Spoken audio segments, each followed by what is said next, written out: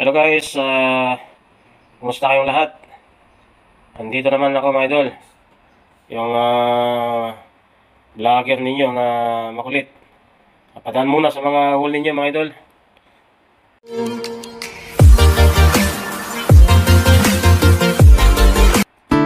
Ang video ito mga idol ay gusto ko lang ibahagi sa inyo yung mga natutunan ko sa paglagay ng ating mga thumbnail sa mga videos. Kasi malaking tulong to sa atin mga idol, pang padagdag ng viewers. Kasi pag makita nilang maganda yung title, bubuksan nila yan mga idol. Parang ano din yan, kung restaurant. Kung makita nilang maganda yung dekorasyon sa harap, sigurado yan, papasok yung mga tao para kumain. Kasi pag nakita nilang maganda, sigurado masarap yung pagkain dun sa loob. So ganun lang yun mga idol. So ang unang gagawin dito mga idol ay punta tayo sa ating Google Chrome. Doon natin i-login yung ating Facebook account.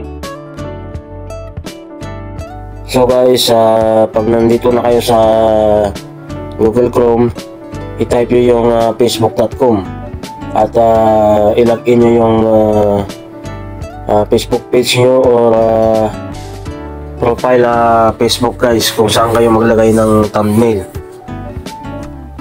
Ang sa akin ngayon ay nakalagin ako, kaya automatic na ganito. So ang unang gagawin dito guys ay i-zoom in para makita at i-click itong yung content. So ayun guys, hintay lang natin mag-loading kasi mabagal. Pag ayaw guys, i-click ulit. So ayan na, pakita na. At yan guys ay pipiliin na dito kung saan yung video nyo na lagyan nyo ng thumbnail. Sa akin ito yung video ko kanina.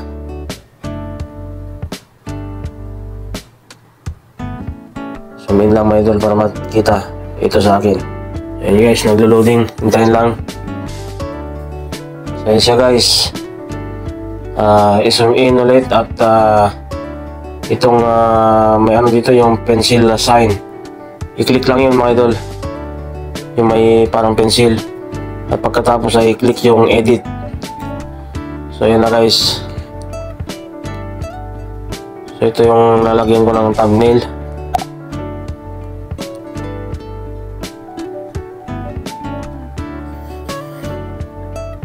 Pindutin lang yung ano dito guys, dito yung maliit sa banda kanan, yung thumbnail.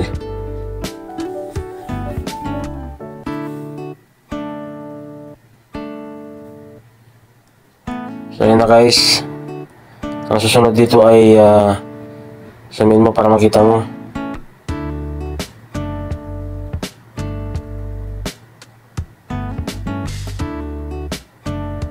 Ito sa sa may pindot mo yung may custom. Kasi kukuha tayo sa gallery yung yung ilalagay nating thumbnail. So dapat guys, may nakaready na kayo na nagawa yun ng thumbnail para yun ang ilagay natin. Sa akin may nagawa na ako. Click lang yung browse. So ito guys yung thumbnail na ilalagay ko. So ayan, antayin lang natin mag-loading. So next guys, nagpapakita na. So yun, at ngayon ay i-click natin itong save para may save yung ating nilagay na thumbnail. So yun na siya guys, ibig sabihin yan, nakalagay na yun. So guys, para may check natin yung nilagay nating thumbnail, tignan natin dun sa ating Facebook kung nandun na. So nandito na tayo sa ating page para tignan yung mga idol, yung nilagay kong thumbnail kung nandun. So ito na nga siya mga idol. So ganun lang mga idol, kadali maglagay ng thumbnail sa ating mga video. At sana'y makatulong sa inyo yung itong video yung ginawa ko. At muli mga idol, maraming salamat sa inyong suporta sa aking Facebook page. God bless. Thanks for watching guys. Bye bye.